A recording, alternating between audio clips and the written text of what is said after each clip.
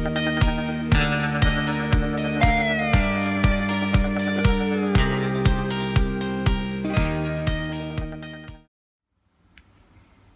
everyone, it's Linda Dolke. I'm a Stampin' Up! Demonstrator here in Australia, and I wanted to show you something really cute today that I've been playing around with the last couple of days. And that is how to create, or how to alter our gorgeous lace doilies and do a couple of different things with them. So you'll find these doilies, if you're looking for them, in the back of our occasions catalogue. You can see this is my catalogue. See, I've got all my little tags and bits and pieces on all the things I want.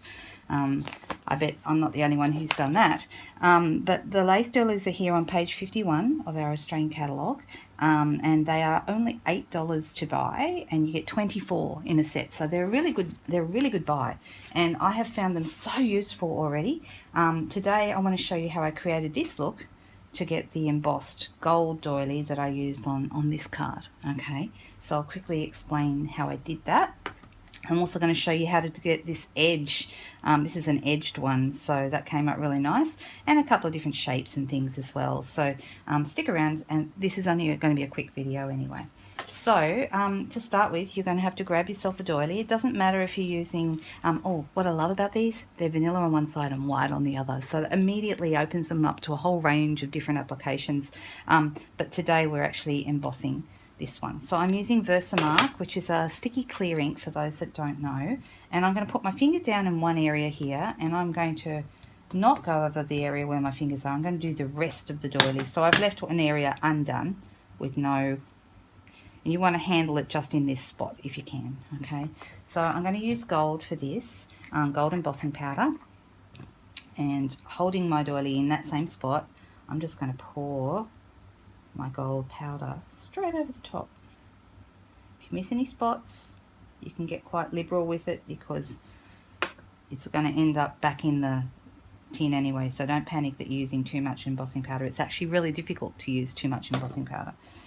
Alright, so then I'm going to grab my trusty heat tool right here, still holding it in that spot. Oh, if I was doing this with a group of other people, like a class, I would be holding it with my tweezers. Okay, now that's completely up to you, but do be careful, because these embossing, heat tools do get really hot. Okay, so I would hold it with my heat tool if I was doing that. Just move that out of the way. Make sure your powder's out of the way when you start up to, you don't want to blow it everywhere. So it's really quick to do. It happens very fast. You can see it turning gold, which is the magic of it.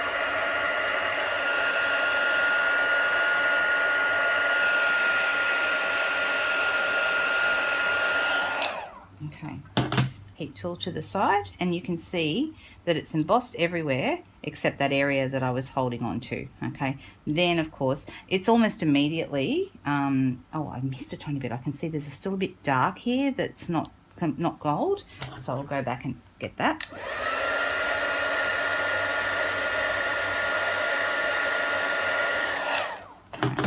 It's actually quite easy to see if you miss any, because it'll be a different color completely to the gold. It'll be like a dull dark color.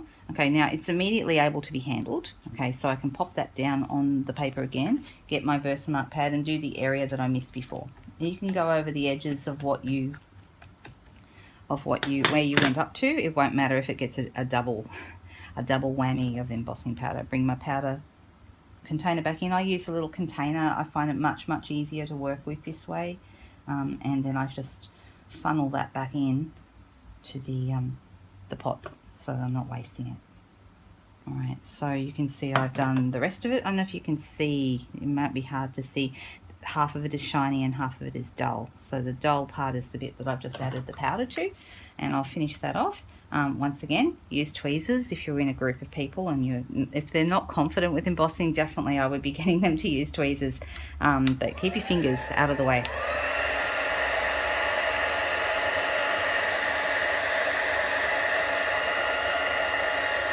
And here we go.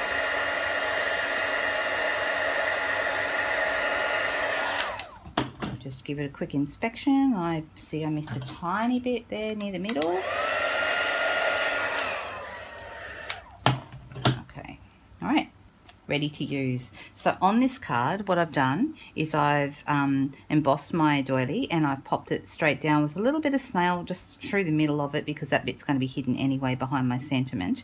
And then I added a little bit of, bound up some metallic gold thread, and I added that underneath there. It's probably hard to see in the video, but it is there. There's a close-up on my blog if you're looking for it, so that might show a little better. The paper is called Falling in Love, and that's from the same catalogue, from the Occasions catalogue, and it's this paper here. You can see I've chopped mine up, and it's got hearts and all these beautiful lace and vintage effects on it. Really, really lovely paper. So I love this with copper. I just think it looks so beautiful with the copper, and I have put a card on my blog just the other day with that, actually. This stamp here, this lacy look, which gives it, I think, an additional vintage feel, is from this stamp set, which is the Delicate Details stamp set, and it is a free celebration set. So if you happen to spend $90 here in Australia, you'll get this for free. So very cool. It's a really nice stamp set. You can do lots of beautiful edges on all sorts of things, and I've used it here on my sentiment piece, and then just the congratulations. I love the script here. I think that looks lovely. All the product lists, all the details are on the blog, so by all means go have a look, and then you'll be able to see exactly what I've used. Now this is a little different. I'm just going to pop a darker color behind it so you can see it better. This one has a silver edge, okay, and I want to show you how I got that. Really easy. All I did was I got some Versamark refill and a paintbrush, okay. You can pop the bit of Versamark anywhere you like, on a bit of acetate, a bit of plastic.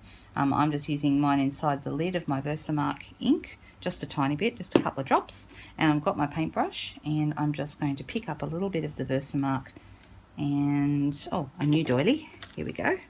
Right, so it doesn't matter whether you go with the white again. Oh, well, it probably does. It depends. This time you are going to see some of the doily itself. So if I was using gold, I'd probably go with the vanilla. If I was using silver, I'm probably going to go with the white, which I will.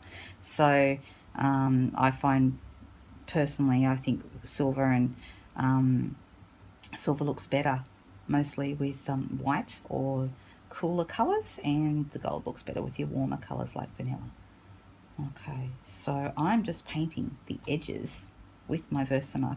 The thing about Versamark, because it's sticky and slow drying, it holds really well so that you can get your powder to stick to it. I'm not going to do the whole thing. I'll just show you how I did it. So I've just done part of the edge here, and I would go all the way around, and I can hold my doily in the middle.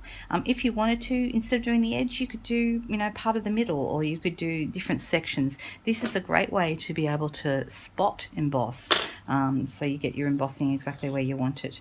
This time I'm going to use silver, so I'll bring in my silver embossing powder, little container again, and I'm just going to pour it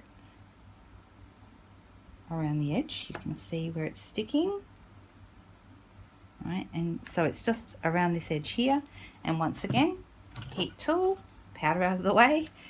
Let's see, I might move this too.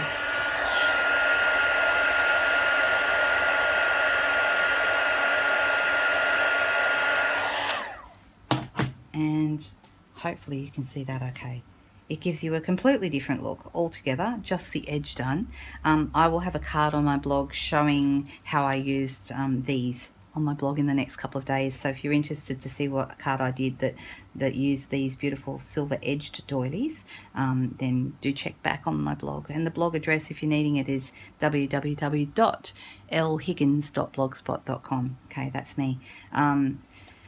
The last thing I did was this one's not really super special, but you can see that you can even change the shape of your doilies. So I just cut the edges off. Can you see that there? I've gotten rid of that whole edge. And there it is. There's the edge that I cut off, and I could probably use that on something as well.